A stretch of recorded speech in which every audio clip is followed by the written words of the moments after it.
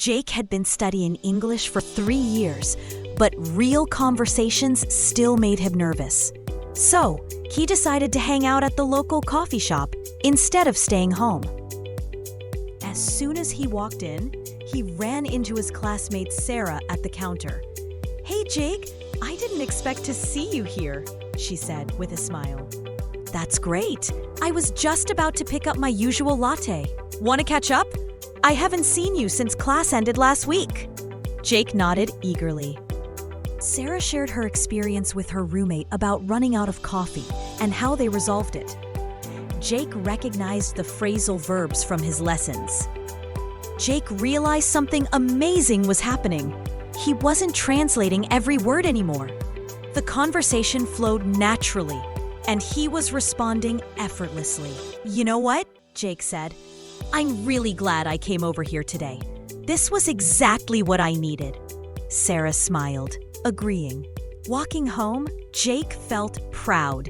He had finally broken through the invisible wall that had held him back.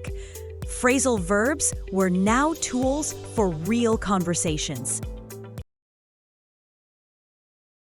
Welcome to the podcast. Today we're diving into the secret to really understanding native English speakers. You know, when you're at a party or grabbing coffee with friends and all that chatter sounds like a fast, jumbled mess? Right. It's like you're on the outside looking in, nodding along, but really not catching the essence. So what's the secret we've uncovered? Well, it's all about those hidden building blocks in spoken English, phrasal verbs. And it turns out the whole problem isn't your vocabulary or how smart you are. It's that you've been focusing on the wrong thing.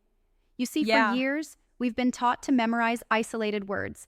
But native speakers think in chunks of meaning. Exactly. Instead of just get or run, they put them together into combinations like take off or catch up, which totally change the meaning, right? Right, right.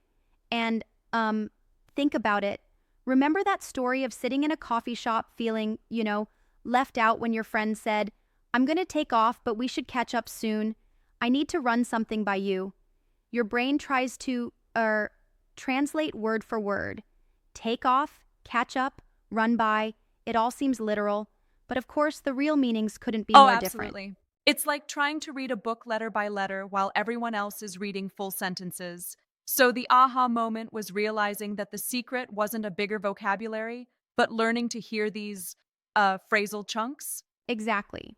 The moment it hit me was when I understood that the magic behind understanding native speakers lies in catching those combinations as unified meanings. It's like, you need to stop translating each word separately and instead listen for the Yeah, I entire get it. phrase. And that actually means that learning these chunks, these phrasal verbs, transforms how you participate in everyday conversation, right? Yes, very much so. Let's break it down. For daily life, there are common phrasal verbs such as run out of, which means you've exhausted something. Food, patience, time. You might say, "I've run out of milk." It's a very everyday phrase. Then there's pick up. Now this one has multiple meanings. It could mean picking someone up from school or even casually buying something like, "I need to pick up a coffee." So these phrases, they create context. Instead of hearing individual words like run or pick, you're hearing phrases that carry a totally new meaning. That's kind of a game changer. Exactly. And then there's workout, which can mean hitting the gym or finding a solution to a problem. It's fascinating how one phrase can, convey so many layers depending on the context. But what about phrases like end up and look forward to? They seem to be essential not just for daily routines, but also for sharing stories.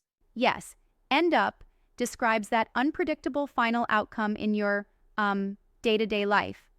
Imagine planning something and then, blame, you end up doing something completely different. And look forward to gives you that optimistic vibe, anticipating something fun or relaxing. These are more than just words. They're the building blocks of natural Right. conversation.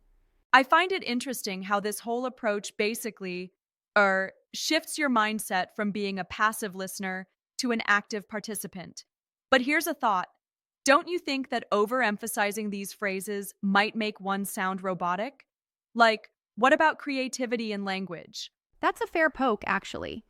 But, the goal isn't to regurgitate phrases mechanically. It's about internalizing them so that they become part of your natural speech. When you listen to movies, podcasts, or interact with friends, these phrasal verbs help create meaning on the fly. They're the shortcuts native speakers use. So it's less about memorization and more about intuitive Yeah, that resonates. comprehension. And then we have the social side of it. Phrasal verbs like hang out, catch up, come over, and meet up are used to really build that friendly rapport. Exactly. Hangout is super casual, spending time together without a strict plan. Catch up is about updating each other. Then come over literally invites someone to your place, and meet up implies a planned meeting. They form the script of social interaction. And even phrases like turn down or look after whisper politeness or care into a conversation. I like that idea. A script for social interaction. It must feel like a mini transformation when you start using these in real conversations. I can imagine someone going from feeling like a guest in a party to actually being an active, contributing member. Yes, and that's the transformation.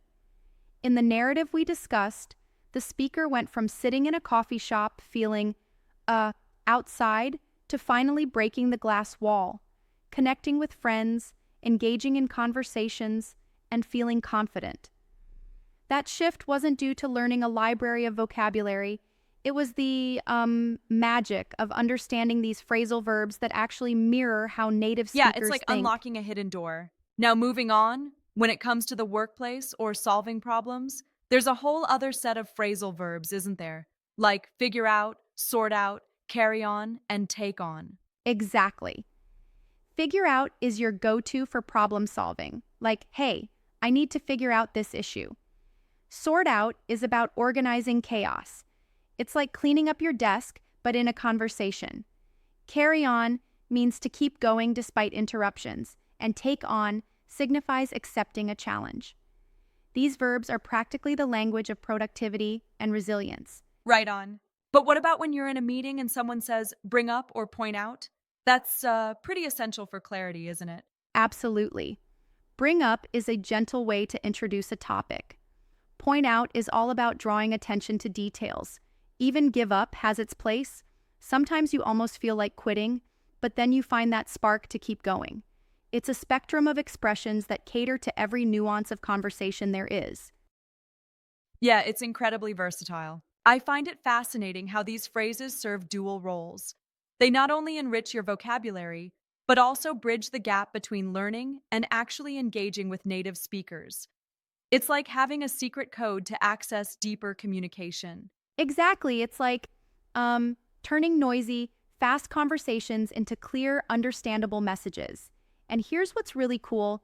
The speaker from our content had this breakthrough moment where the aha was realizing that true understanding comes from listening for and using these chunks, not isolated words.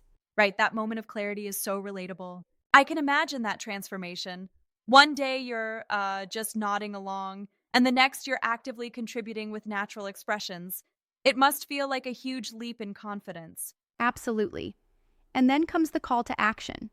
The speaker even offers a free PDF guide that lists all these essential phrasal verbs along with tips, extra meanings, and common mistakes.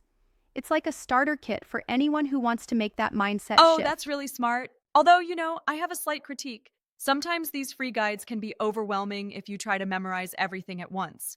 How do you think one should approach it? Great point. The key is to start small. Pick, say, 3 or 4 phrasal verbs that resonate with your daily life. Use them actively, listen to them in context, and gradually build up from there. It's a process, like building a muscle. You don't go from 0 to heavyweight overnight. Yeah, that makes a lot of sense. I love that analogy. It's like training for a marathon rather than sprinting 100 meters. Incremental progress really wins the race. Exactly. And it's all about consistency. With each conversation, each podcast, each TV show, you start to notice these chunks. and pretty soon they become a natural part of your speech. You stop being overwhelmed and instead you're actively engaged. Yep, totally. So to wrap it up, the secret isn't a magical instant fix. It's a shift in your approach, from isolated words to the powerful, integrated phrases we naturally use. That's what allows you to break through the wall and truly join the conversation. Absolutely.